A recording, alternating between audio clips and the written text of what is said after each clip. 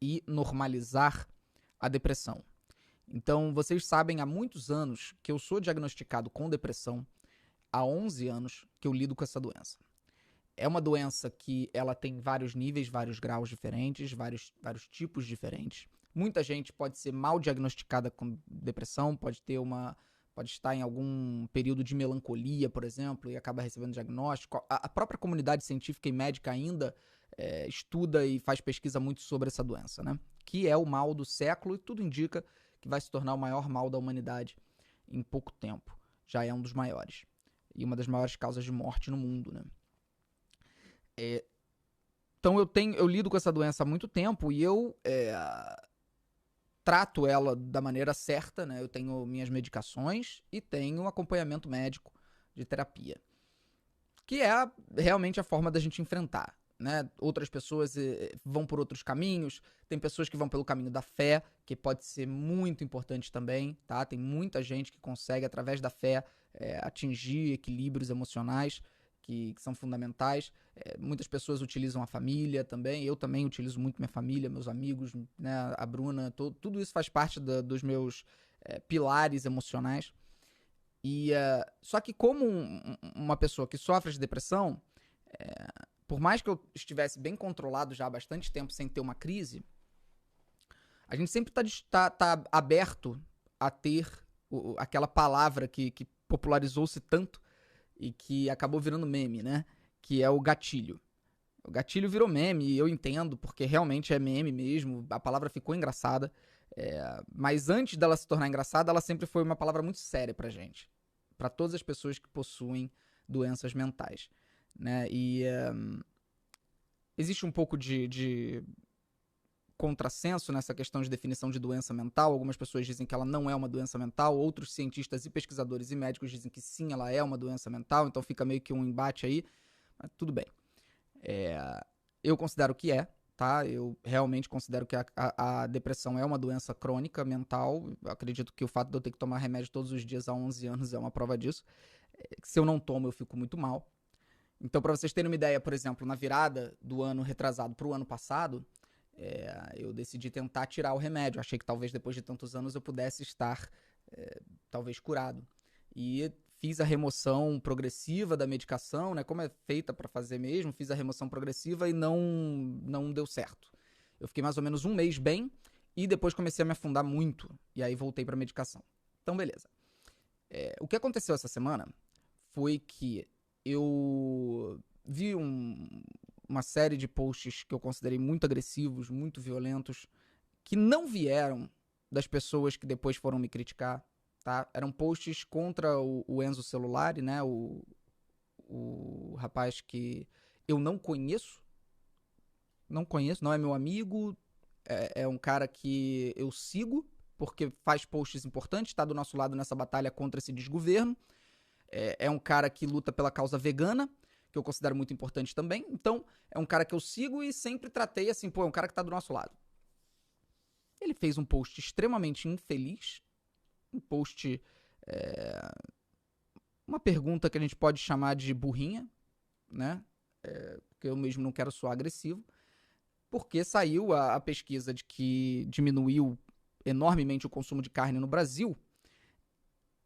E aí, o Enzo Celulari, tudo indica que ele viu um post no Instagram que falava sobre esse caso e falava que seria ótimo se o motivo da redução do consumo de carne fosse por conscientização popular, mas não foi, né? A gente sabe que a diminuição do consumo de carne foi porque a miséria no Brasil está atingindo índices recordes, a pobreza no Brasil está crescendo de uma maneira agressivíssima e tudo em função desse desgoverno genocida que não tratou a pandemia com seriedade, não fez o que precisava fazer, ficou batendo nessa tecla de abre tudo, abre tudo, abre tudo, abre tudo, causou centenas de milhares de mortes e a quebra da economia. Ele conseguiu causar as duas coisas ao mesmo tempo.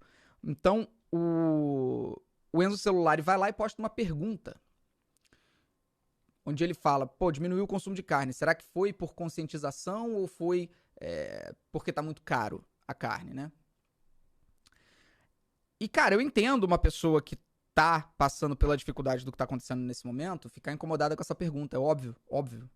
Isso é óbvio. Então muita gente foi criticar o Enzo com críticas contundentes e coerentes e fez um trabalho de educação também, sabe? Às vezes você aprende na porrada.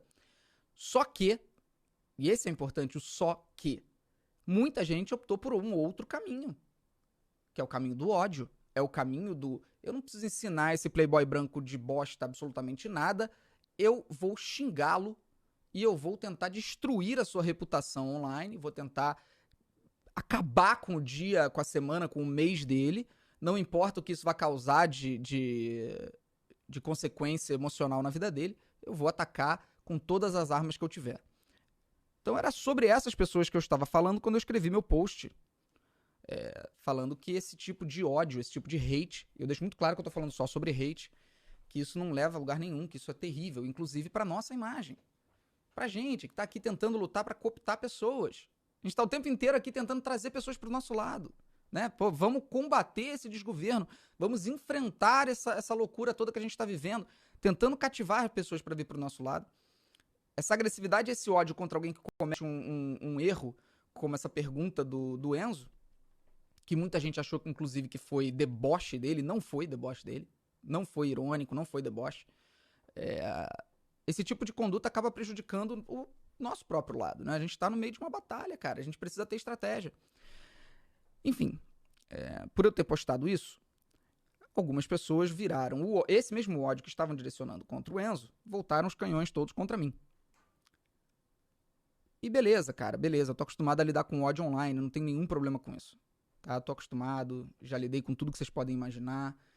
Todo mundo sabe, quem viveu esses últimos anos aí, viu as campanhas difamatórias, as campanhas para tentar me associar com todo tipo de crime, todo tipo de perversão, tudo de mais nojento que você pode imaginar. Eles tentaram, né, botar em cima de mim e nada disso me derrubou.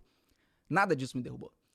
Porque quando o tiro vem lá daquela turma reacionária, violenta, sanguinária, nada disso me atinge, porque faz parte de tudo isso.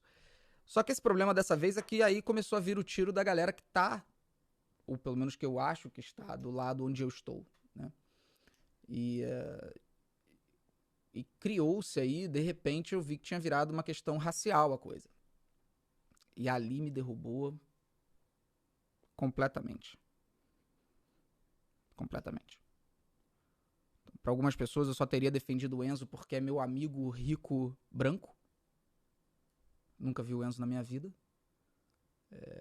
Eu já defendi todo tipo de pessoa no ambiente digital, todo tipo de pessoa.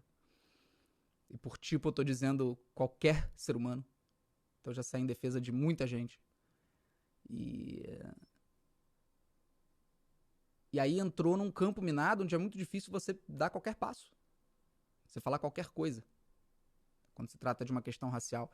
Que nunca passou pela minha cabeça que eu estaria envolvida no caso, né? No caso de um cara vegano fazendo uma pergunta burra, sem levar em consideração os efeitos de miséria que estão acontecendo no nosso país. E eu falando simplesmente pra gente tentar preservar a imagem do nosso lado da luta pra não rechaçar alguém que tá ali do nosso lado tentando enfrentar isso tudo. Enfim. Quando começaram as acusações ali raciais, eu caí legal. Ali eu caí legal, realmente foi muito forte pra mim. E não é me colocando de vítima, eu não sofri mais com esse caso do que as pessoas que estão passando fome. Eu não sofri mais com esse caso do que as pessoas que estão no meio dessa crise. Eu não sofri mais nesse caso do que o rapaz negro que foi abordado pela PM com uma arma na cara agora porque estava fazendo manobra de bicicleta, né, em Goiânia, parece, que viralizou ontem. Então eu não tô aqui para falar que eu sou a vítima desse caso, que eu sou a grande vítima, que eu devo ser preservado, não é nada disso. Eu só tô aqui para dizer por que isso me bateu tão forte, por que isso foi um gatilho tão forte para mim, por que eu caí. Então, ser chamado das coisas que eu fui chamado me deixaram muito mal. Então eu tive 2 dias muito ruins, muito, muito ruins.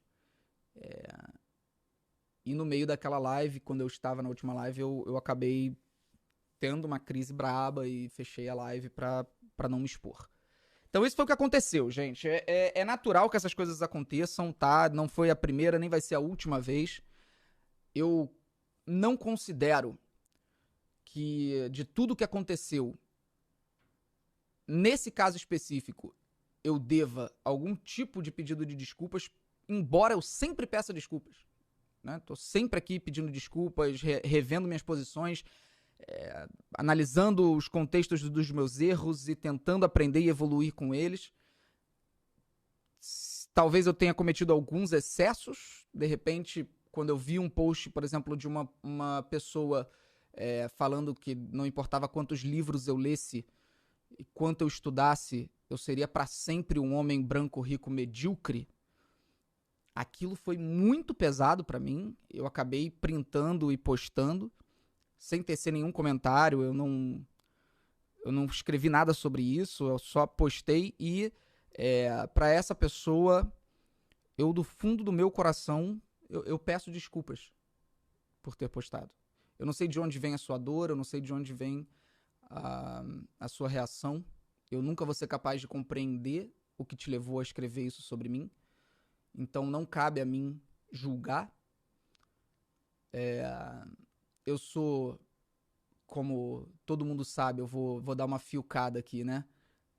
Eu sou privilegiado, homem, branco, hétero, etc. E tenho plena ciência disso. Então, expor a sua reação não foi a medida adequada que eu deveria ter feito. Embora eu discorde bastante do que você disse pra mim. Do fundo do meu coração, eu discordo muito do que você disse pra mim. Eu não acho que eu vou ser pra sempre um homem medíocre. Eu acho que eu vou tentar evoluir pro resto da minha vida. Então, se eu tiver que morrer e ainda tiver alguma coisa pra eu aprender no meu leito de morte, eu vou tentar ler e aprender. Então, eu peço desculpas por ter feito esse post e é isso, gente. Assim, eu postei no meio dessa loucura toda, falando pra vocês que não fossem lá atacar, ofender ou xingar as pessoas que estavam me atacando. Né? Então eu quero muito ressaltar a importância disso, porque o meu discurso é exatamente contra esse hate. Né? Uma coisa é a gente odiar fascista. Isso é uma coisa. Uma coisa é a gente jogar hate pra cima de fascista. Porque não tem jeito, a gente tá numa batalha contra autoritários de extrema direita. A gente sabe, a história nos ensinou que nós não podemos ter o mínimo de tolerância com fascista. Ponto. Tá? Esquecendo essa parte, a nossa luta é contra o hate. Então não adianta nada se a gente tá estudando e aprendendo sobre hate, né? Sobre ódio, e eu que tenho um passado cheio de ódio, vocês sabem disso? Meu passado é cheio de ódio. Do não faz sentido, de tudo. Vocês sabem quanto ódio eu promovi, quanto ódio eu fomentei, o quanto eu prejudiquei, por exemplo, a banda Restart, que foi uma das maiores vítimas do Não Faz Sentido. E o quanto eu me arrependi, o quanto eu hoje sou amigo do Pelu, que era o vocalista do Restart na época. Então eu vivi muito os dois lados do ódio, né? O lado que causa e o lado que recebe. Então, a nossa luta é para tentar destruir esse histórico e para tentar fomentar o amor, obviamente, e a união, e sim a resistência contra autoritários. Isso com certeza. Resistência de todas as maneiras que nos forem possíveis de resistir. Então, quando vocês percebem alguém que está do nosso lado me agredindo, eu quero pedir do fundo do coração que vocês não invadam o perfil dessas pessoas e mandem ódio de volta. Porque não resolve. Não resolve nada. Aquela pessoa que me odeia, né, que criou essa imagem terrível sobre mim, ela não vai mudar de ideia porque você está indo lá xingá-la. Ela vai fortalecer cada vez mais dentro dela o quanto eu sou nocivo, terrível, sabe, inimigo, porque ela está sendo xingada. Mas ela te xingou primeiro. Sim. Cabe a gente, de repente, ao longo do caminho, mostrar que aquele xingamento estava errado. E a gente não vai conseguir mostrar isso xingando de volta. Não vai. Então, ódio só gera ódio. Hate só gera hate. Então, toda vez que alguém me atacar, não ataquem de volta. Mostrem meus vídeos. tenham trechos guardados, coisas que se vocês fazem parte dessa turma que tá comigo, sabe, que tá mostrando a verdade pras pessoas, ao invés de ir lá xingar a pessoa que me atacou, fala, vamos conversar, assiste isso aqui, vê esse trecho, vê esse vídeo, conhece o trabalho dele. E eu sei que é difícil, gente, dá raiva, dá muita raiva. Eu mesmo vi o xingamento dessa moça, fui lá e postei. E talvez eu tenha cometido um outro equívoco também, um segundo equívoco, agora pensando, né? Como eu tava no auge de uma crise depressiva, lidando com todo esse hate, eu acabei bloqueando um monte de contas no Twitter. Não sei quantas foram, foram dezenas ou talvez mais de 100 contas, e eu não tive nenhum critério a respeito de quem eu estava bloqueando, saí bloqueando. Então parece que dentro das pessoas bloqueadas tiveram 5 ou 6 pessoas do movimento negro, por posts que eram absolutamente passíveis de serem bloqueados quando alguém está lidando com hate, mas que talvez eu não tivesse que ter feito isso. Tá? Eu deveria ter saído de uma vez da internet, fechado o computador, fechado o celular e ido fazer outra coisa. Eu não deveria ter ficado lá bloqueando pessoas. No final das contas, isso parece que reforçou a imagem de racismo, de que eu teria bloqueado apenas pessoas negras, né? Isso também me derrubou muito, porque não era verdade. Tinham sido dezenas, talvez mais de 100 blocos e não teve um critério em relação a esses blocos. Uma coisa importante também a ser dita, algumas das pessoas disseram que eu bloqueei injustamente determinadas contas e tudo mais, falando, essa pessoa te criticou sendo coerente, não sei o que e tal, mas eu queria só deixar essa pontuação aqui, que talvez algumas pessoas não saibam. Quando a sua conta é verificada e você curte um comentário com a minha arroba no comentário, aparece na minha timeline. Porque a minha timeline do Twitter de conta verificada tem tudo, né? Tudo envolvendo a minha arroba, menções e menções de contas verificadas. Quando eu clico em menções de contas verificadas, aparece tudo que contas verificadas do Twitter fizeram envolvendo o meu nome. Então, se você é, sei lá, o Mark Zuckerberg, sua conta é verificada, e você dá like num tweet me ofendendo, aparece pra mim ali, Mark Zuckerberg curtiu. Esse Felipe Neto é um lixo, um bosta, não sei o que, não sei o que, não sei o que, não sei o que lá. Então é natural que eu bloqueie pessoas que curtam esses comentários. Porque eu não quero ler isso. Então é só pra explicar, porque às vezes parece que eu bloqueei alguém que falou uma coisa super sensata pra mim e eu fui lá e dei bloco. Quando na verdade essa pessoa tava curtindo comentários horríveis a meu respeito. Então acho que eram essas as explicações necessárias de tudo que aconteceu. Quero mais uma vez ressaltar aqui que isso tudo é muito duro, muito difícil de lidar, principalmente quando você tem depressão e tem que lidar com isso, tá? Mas passou. Cada dia novo é um aprendizado, é uma nova aventura, uma nova rotina, uma nova descoberta, uma nova tudo. E vamos em frente, vamos embora, porque essas histórias ficam pra trás e o que importa é o legado que a gente vai deixando no caminho, né? Então eu vou depois desbloquear essas pessoas que eu bloqueei, vou esquecer completamente essa história toda, e tenho certeza que as pessoas, tanto do movimento negro quanto outras pessoas da nossa parte da luta progressista que desenvolveram essa raiva de mim, no caso Enzo Celulari, eu tenho certeza que ao longo da jornada eu vou poder mostrar que esse ódio é desproporcional e que eu vou continuar lutando pelo que a gente acredita. Então, galera, era esse o recado que eu tinha pra dar, era isso que eu queria falar. Não odeiem, não xinguem, não vão atrás de quem me ataca, porque a gente só gera mais ódio fazendo